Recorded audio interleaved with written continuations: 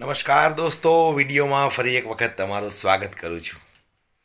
ફરી એક વખત ચૈતર વસાવા આમ આદમી પાર્ટીના ધારાસભ્ય અને આદિવાસી સમાજના લોકલાડીલા એવા નેતા ચૈતર વસાવાએ સરકાર પર આકરા પ્રહારો કરતા કહ્યું છે કે જે રીતે અદાણી અંબાણીએ આદિવાસી લોકોની જમીનો હડપી લીધી છે, જે જમીનો દબાવીને બેઠા છે, જેમને સસ્તા ભાવમાં જમીનો આપી દીધી છે, આદિવાસી સમાજ અત્યાર સુધી સરકાર સામે લડતો આવ્યો, હજુ પણ લડે છે, ત્યારે આદિવાસી સમાજ કેટલા લાભોથી વંચિત છે એ આ સરકારને નથી ખબર? બધી જ ખબર છે, પણ સરકારને દેવું નથી, એની નિયત નથી, એટલે શું કરવાનું?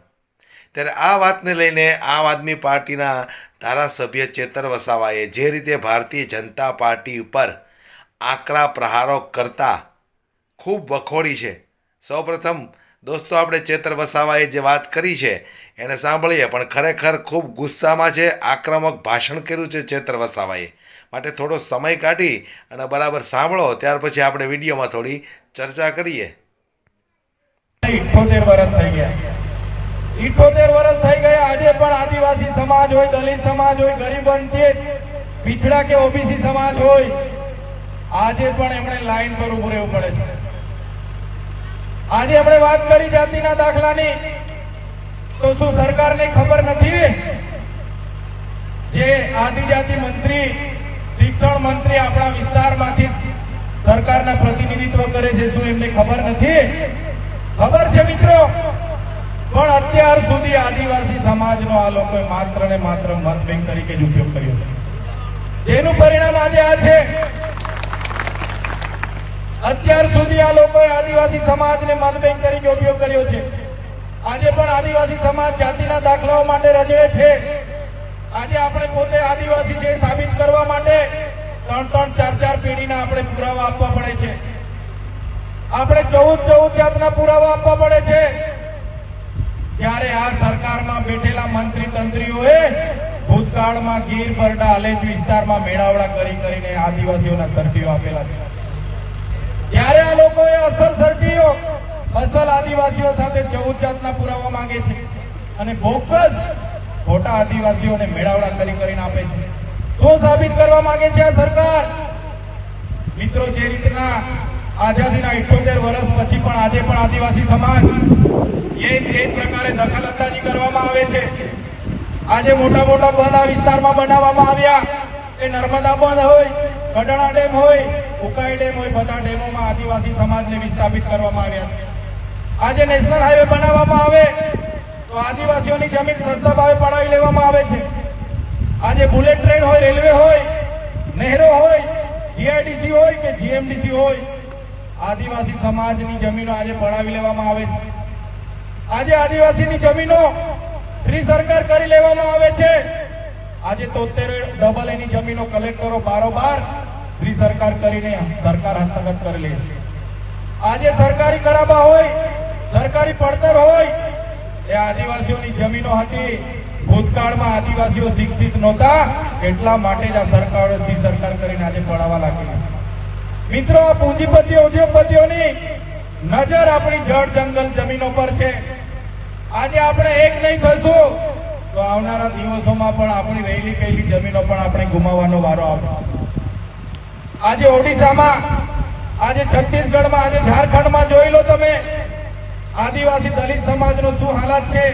આજે બસ્તરમાં તમે જોઈ લો આદિવાસી સમાજની શું હાલત છે। આજે દેશનું અડધું લશ્કર ઓડિશા, છત્તીસગઢ અને ઝારખંડમાં આદિવાસીઓ સામે લડે છે। એ લશ્કરને આદિવાસીઓ સામે લડવાની જરૂર પડી, કેમ કે ત્યાં આપણી જમીનો છે, જમીનોની અંદર ખનીજો છે, પાણી છે, લાકડું છે, અદાણી જેવા ઉદ્યોગપતિઓને આ સરકાર આપી રહી છે। આજે હસ્તેવ જેવું જંગલ કપાઈ રહ્યું છે, બસ્તરમાં રહેલા આજે આપણા આદિવાસીઓ ઉજળી રહ્યા છે। એટલા માટે અમે કહીએ છીએ કે અમે ગામિત છે, અમે ડામોર છે, અમે બારિયા છે, કેટલાક રાઠવા છે, અમે વસાવા છે, કોઈ કે અમે ચૌધરી છે, અમે ગામિત છે। અલગ અલગ રીતે આપણે લડતા રહીશું તો આવનારા દિવસોમાં આ બધી કુછી જમીનો પણ આ લોકો છીનવી લેશે। દિવસો દૂર નથી મિત્રો। સાથીઓ, આઝાદીની લડાઈ તમે ઇતિહાસ જોઈ લો. આપણા વીર જવાનો, આપણા શહીદો, આપણા ભૂવરજોએ, આપણા પૂર્વજોએ યોગદાન આપ્યું છે. દેશના વિકાસમાં આટલું બધું યોગદાન આપણે આપતા હોય અને જ્યારે દેશમાં અમૃતકાળ ચાલતો હોય તો કોની આઝાદી ચાલે છે, કોનો અમૃતકાળ ચાલે છે? માત્ર ને માત્ર ઉદ્યોગપતિઓનો અમૃતકાળ ચાલતો હોય એવું લાગે છે. એટલા માટે કહીએ છીએ મિત્રો કે સરકાર જાણી જોઈને આદિવાસીઓ સાથે ભેદભાવ કરી રહી છે. તેની સામે આપણે એક થવાની જરૂર છે. કોણ ડામોર, કોણ પારઘી, કોણ રાઠવા, કોણ બારિયા, કોણ ગામેથી, કોણ વસાવા, કોણ ચૌધરી, કોણ ગામે, કોણ તળવી, એમ કરીને આપણે લડાવવાનું નથી.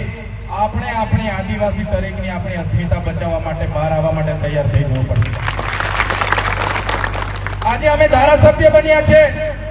અનંતભાઈ પણ ત્યાં એસટી રિઝર્વ બેઠક પરથી ધારાસભ્ય બને છે. હું પણ ડેડિયાપાડા આદિવાસી રિઝર્વ બેઠક પરથી ધારાસભ્ય બનું છું. પાર્ટી કદાચ મને ટિકિટ આપી દે, પણ જે દિવસે મારો જાતિનું સરસી હું ત્યાં ના મૂકું તો મારું ફોર્મ પાસ થવાનું નથી. મારું ફોર્મ પાસ થવાનું નથી. એટલા માટે કહીએ છીએ કે આપણી અસ્મિતા બચાવવા માટે આવનારા દિવસોમાં દરેક મોરચે આપણે લડવું પડશે. દરેક મોરચે લડવું પડશે. યુવાનોને પણ હાકલ કરીએ છીએ, વડીલોને પણ હાકલ કરીએ છીએ, મારી માતા બહેનોને પણ હાકલ કરીએ છીએ. આ કોઈ નાની સૂની બાબતો નથી. આઝાદીના 78 વર્ષ પછી પણ આ સરકારો આપણી સાથે આવા ભેદભાવ કરતી હોય તો આપણે જાગવાની જરૂર છે. માત્ર મત બેંક તરીકે ચૂંટણીઓમાં ઉપયોગ કરે છે આ સરકારો. એટલા માટે જ અમે તમને કહીએ છીએ, આ કલેક્ટર કોણ છે? કલેક્ટર હોય કે ધારાસભ્ય હોય, અમે બધા તમારા પગારના, તમારા ટેક્સનો પગાર લેતા હોય, અમે બધા જ તમારા નોકર છે. એટલા એ દિવસો તમે જાગીને જશો, એ દિવસે આવા અધિકારીઓને ભાન આવશે. અગર આપણે નહીં જાગીને આપણે નહીં પૂછીશું તો ક્યારે ભાન આવવાનો નથી. અત્યાર સુધી આપણે સાહેબ સાહેબ કરીએ છીએ. સાહેબ સાહેબ કરીને જેમને આપણે સાહેબો બનાવ્યા છે. તો આ કલેક્ટરની ભાષા તમે જોઈ લો આદિવાસીઓ પ્રત્યે, આ કલેક્ટરની ભાષા દલિતો પ્રત્યે જોઈ લો. એ કલેક્ટરે કીધું ऐसे लोगों को तो चंपल से मारना चाहिए, हरामी साले. જાહેર મંચથી એક કલેક્ટર આવી ભાષા બોલતી હોય તો તમે વિચાર કરો એ લોકોની મનમાં કેવી માનસિકતા હશે. એટ્રોસિટી એક્ટ એ કોઈ કલેક્ટરના બાપે આપેલી મહેરબાની નથી. એટ્રોસિટી એક્ટ આપણા બાપ બાબા સાહેબ આંબેડકરની દેન છે. એને બચાવવા માટે આવનાર દિવસોમાં લડીશું. જો ગુજરાત સરકાર ગંભીરતાથી આ કલેક્ટર પર પગલાં નહીં લે, આ કલેક્ટર પર શાખાકીય તપાસ નહીં કરે, ખાતાકીય તપાસ નહીં કરે, તો આવનારા દિવસોમાં કલેક્ટર કચેરીનો ઘેરાવો કરવા માટે પણ આપણે બધાએ તૈયાર રહેવું પડશે. ભૂતકાળમાં અમારા કેવડિયાના સીઓ નિલેશ દુબે હતા. તો એ તો તમને ખબર છે, સરકારને ખબર છે, બધાને ખબર છે કે આદિવાસી સમાજને ઘણા બધા લાભોથી વંચિત રાખવામાં આવે છે. પણ શું કરીએ, આ સરકાર જેની નિયત જ નથી આદિવાસી સમાજને કંઈ આપવાની. ફક્ત આદિવાસી સમાજના વોટ જોતા હોય ત્યારે પહોંચી જાય છે. માટે જાગૃત બનવું પડશે. જે રીતે ચેતર વસાવાએ વાત કરી એ વિશે તમારું શું કહેવું છે દોસ્તો, મને કોમેન્ટ બોક્સમાં જરૂરથી જણાવજો.